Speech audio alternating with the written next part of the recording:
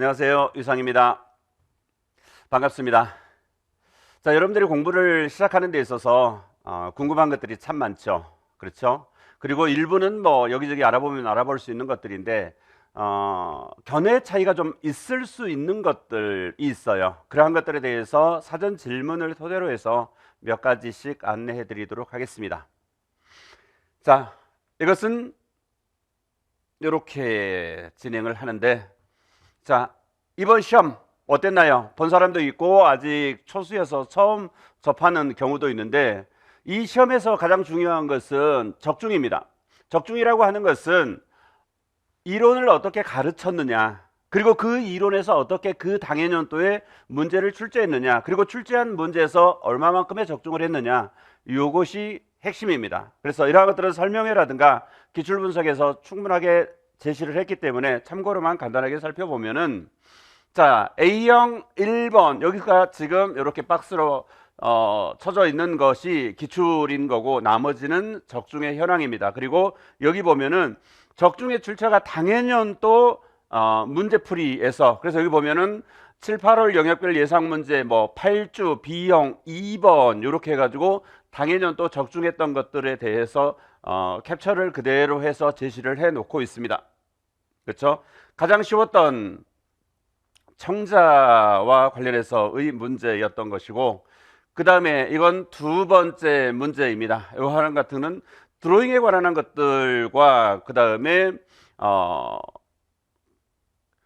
그 드로잉에서 이제 여기 보여지는 이러한 것들에 대해서 소실점, 이러한 것들을 토대로 해서 회화 파트에서 기본적으로 묻고 있는 것 그대로 나왔는데, 이것은 이전 객관식 때 한번 출제가 되었던 것이에요. 그것을 다시 한번 응용해서 출제했다라고 보시면 되겠고, 그 다음에 요것 같은 경우는 서예 파트 영역에서 나오는 것들인데, 이건 문제로 낼 만큼도 아닐 만큼 매우 쉬워요. 그래서 우리가 항상 공부할 때 서예 영역에서 한자도 막 나오고 이러니까, 또 중국과 관련되어 있어 중국 서예사도 공부를 해야 되고 이래서 어렵게 생각하는데 절대 어려운 게 안 나온다라고 했었죠.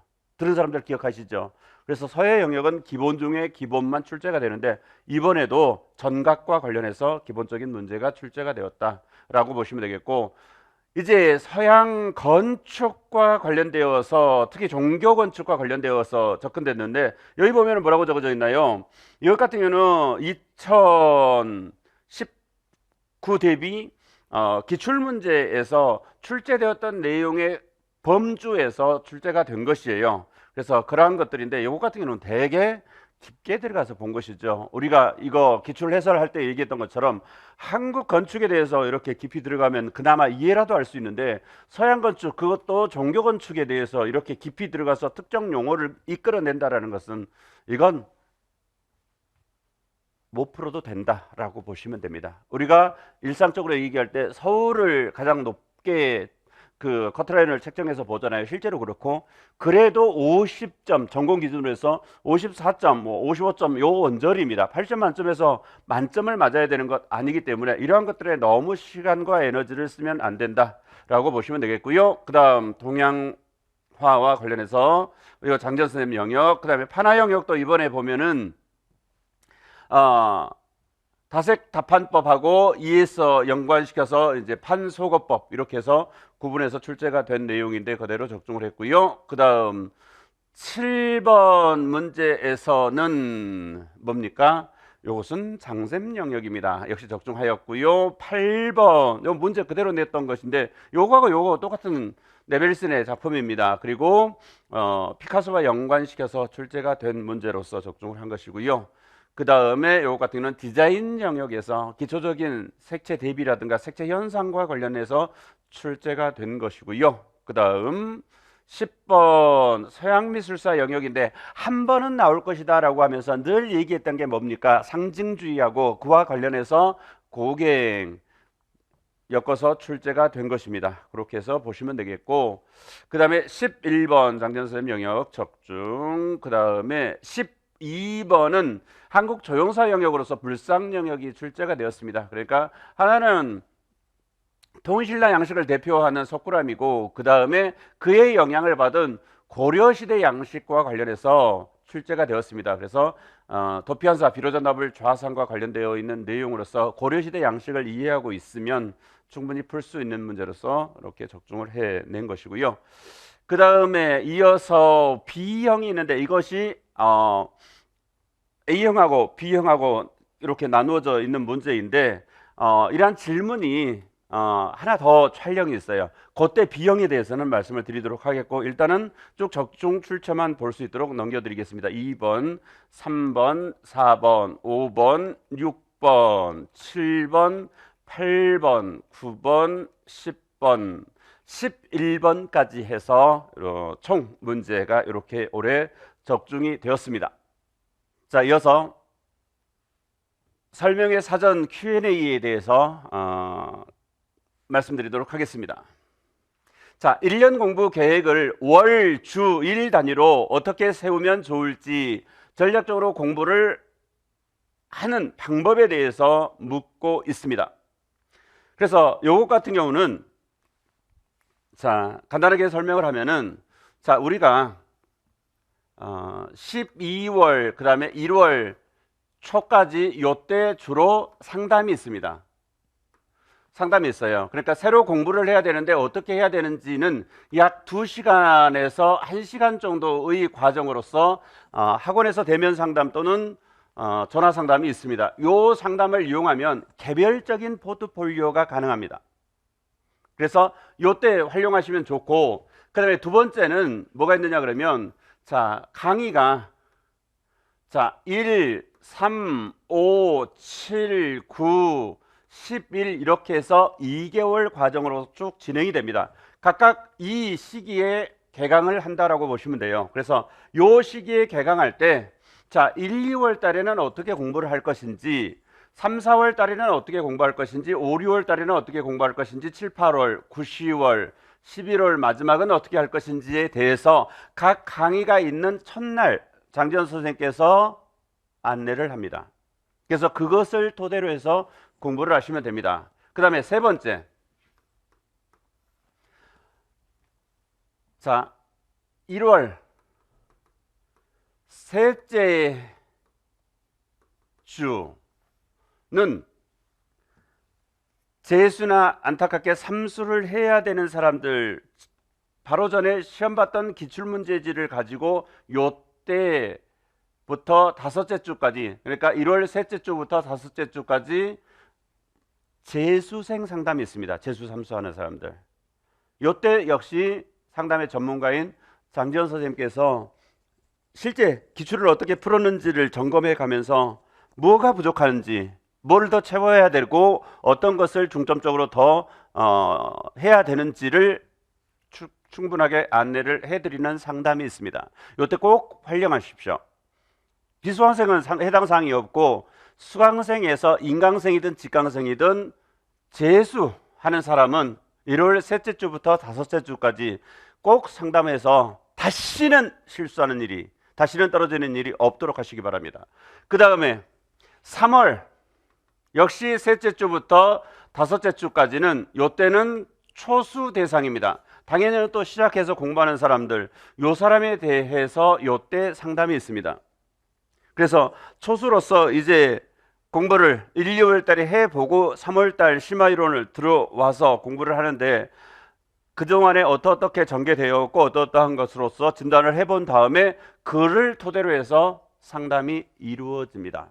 그래서 요 세 가지 것으로 해서 통상적으로 상담이 이루어지고, 그리고 플러스해서 우리가 이런 합격이라고 하는 산이 있습니다. 그런데 다들 처음에는 긴장하고 열심히 합니다. 그런데 내가 순간 생각을 잘못해서 이렇게 가버렸다라고 칩시다. 그러면 계속 그 상태로 가면 어떻게 될까요? 합격과는 멀어져 가겠죠. 그랬을 때 10분, 15분 정도 상담을 할 수 있어요. 전화 상담이 되었던, 대면 상담이 되었던, 뭐 카톡을 해서 상담을 연결해 가던. 그래서 요럴 때 짤막하게 상담을 해서 이렇게 비틀어져 있는 거 바로 잡아서 합격해야죠. 이러한 것들 이용하시기 바랍니다. 위상미술에서만 있는 그러한 프로그램이기도 합니다. 그러면 통상적으로 일주일을 어떻게 활용할 것이냐? 자, 여기 보시면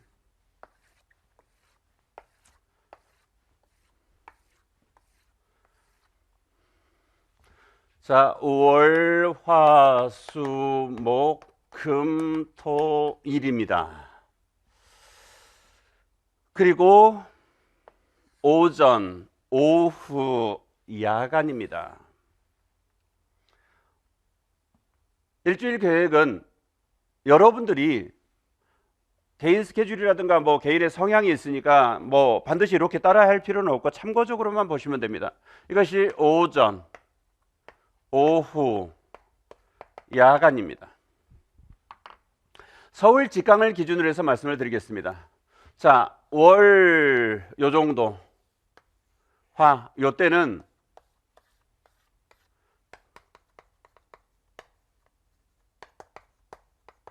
교육학 수업입니다.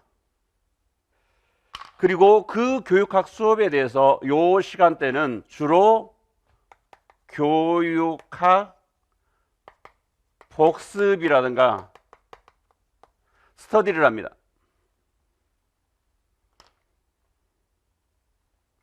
그리고 수요일 날은 미술사를 통으로 합니다. 전체적인 흐름이 중요하기 때문에 중간중간에 끊어서는 안 돼요.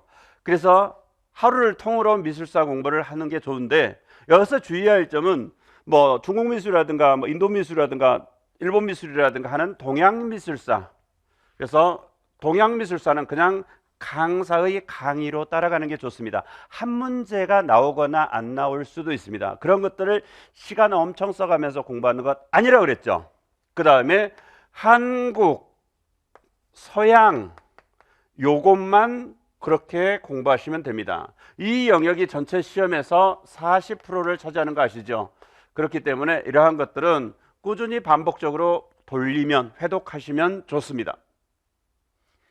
그 다음에 목요일 날은 오전에 무엇을 하냐? 요때 교과 교육론을 공부합니다. 그러니까 미술 교육론이라든가 미술 교육 과정을 요때 공부하시면 된다라고 보시면 돼요. 그리고 자, 오후 시간대에는 표현 영역을 공부하시면 됩니다. 그리고 야간 시간대에는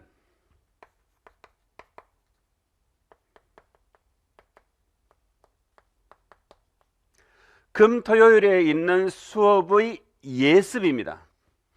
그래서 요 시기는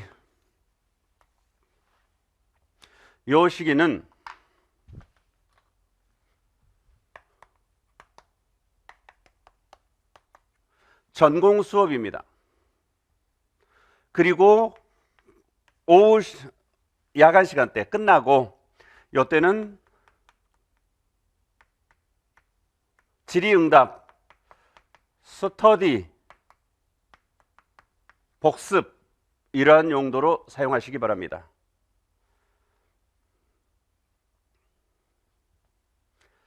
그 다음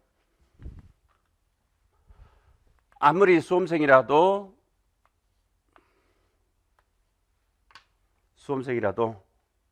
쉴 때는 있어야 되겠죠. 그래서 요때는 휴식입니다. 그리고 전체를 다 쉴 수는 없겠죠. 요때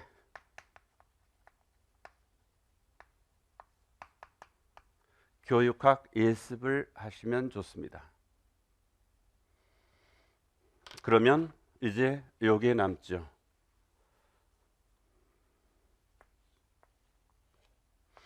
요 시간대는 실기가 부족한 사람들은 요 시기에 실기를 하시면 좋습니다. 그 다음에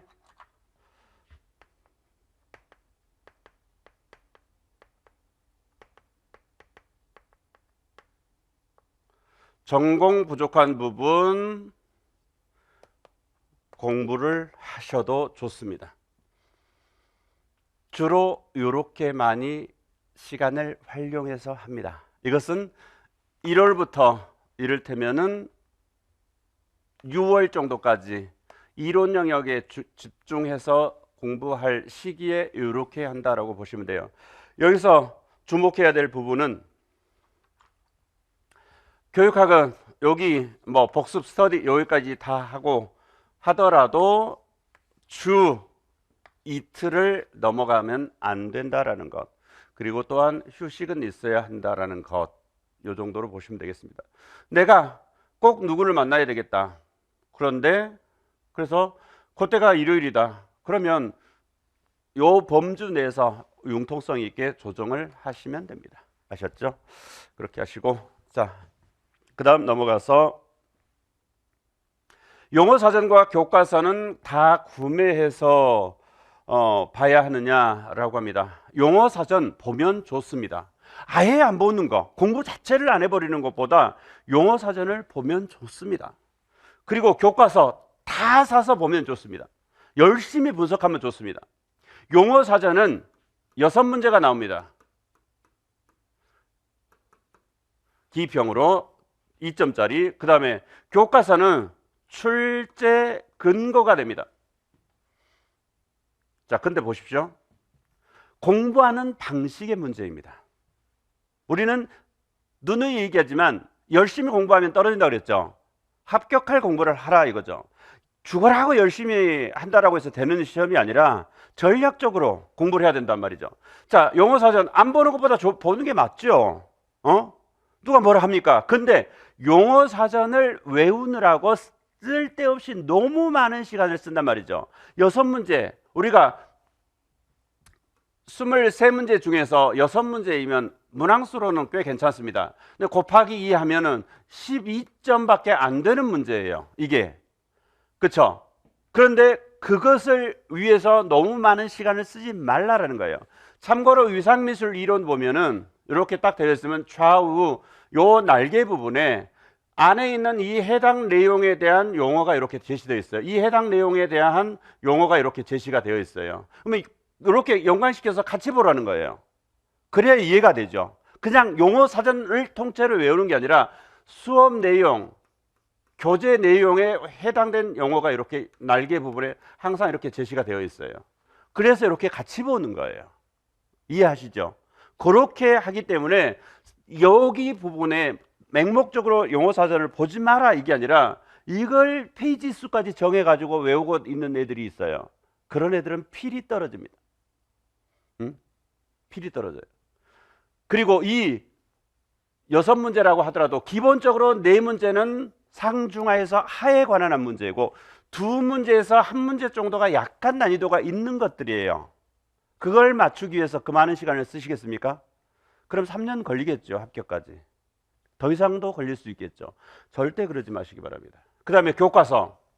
교과서는 통상적으로 각 지역 교육청에서 출판한 것까지를 포함하면 약 40권 정도 돼요.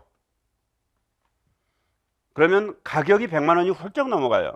돈이 문제가 아니라 이 40권 정도 되는데 꼬리표가 달렸죠. 뭐라고? 출제 근거.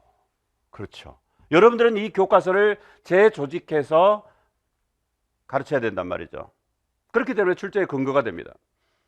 그러면 교과서 40권 다 사야 되고 그거 열심히 분석하면 잘라서 분석해야 되고 그러다 보면 D페이지에 있는 것도 잘려버리니까 곱하기 2 이렇게 사야 합니까? 시간이 한 10년에 한 번씩 있는 시험입니까? 아닙니다.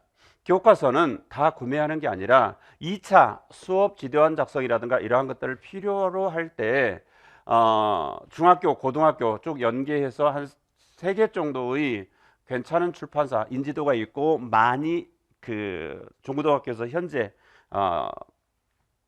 쓰고 있는 그러한 것으로만 보셔도 되는 거고요. 중요한 것은 교과서의 내용을 내가 숙지하는 거란 말이죠. 그래서 위상미술이론에서는 강의 중에서 5, 6월 달에 이 40권 전체를 그냥 통으로 분석을 했어요. 그래서 8개 영역으로 쭉 나누어서 컬러 자료를 제공하고 수업을 해요. 그래서 교과서 40권 사지 않고도 40권의 교과서가 분석된 교과 분석 수업이 있습니다. 그래서 요걸 들으시면 돼요. 그리고 교과서를 꼭 사고 싶으면은 뭐 교학도서라든가 미래앤컬처라든가 미진사라든가 뭐 해냄이라든가 뭐 요타한 것들 좀 많이 그 지명도가 있는 그러한 출판사 걸로 해서 연계성이 있어야 되니까 중학교, 고등학교까지 이렇게 쭉 사서 보셔도 됩니다. 다 살 필요 없어요. 특히 요 곱하기 2 해가지고 잘라서 막 이렇게 절대 안 됩니다. 아셨죠? 그 다음 2023년 이론 강의에서 2022 개정 교육과정 반영해서 수업이 진행되는 것인가요? 당연하죠. 이제 나옵니다. 나올 시기가 됐어요. 그래서 이것은 반영합니다. 그리고 이론 강의에서만 반영되는 것이 아니라 당연히 문풀 모의고사에도 반영이 되어서 진행이 될 것입니다. 그러나 여러분들, 자, 이러한 새 교육과정이 도입이 되는 그 시점에서는 나오기는 나오는데, 자, 이 이전에 교육과정은 싸그리 무시하고 새로운 교육과정만 나오는 것이 아니라 이 교육과정과 이 교육과정의 비교에 초점을 맞춰서 나옵니다. 그러니까 기존 교육과정은 이러이러한 부분으로서 접근했었는데 새 교육과정은 이러이러한 면모를 갖추면서 진행이 된다. 이러한 것들을 우선 적용시켜서 출제가 되겠죠. 물론 이 부분은 노량진에서 가장 해당 영역에 대해서 제대로 가르친다는 유일한 장지현 선생님께서 진행을 하시는 부분인데 반영해서 진행될 것입니다. 아셨죠? 그래서 이러한 것들은 걱정 안 하셔도 돼요. 여러분들이 고민하고 여러분들이 걱정하는 것 그 이상의 정보와 그 이상의 노력이 있는 곳이 이곳 노량진이고 희소고시학원이고 위상미술입니다. 아셨죠?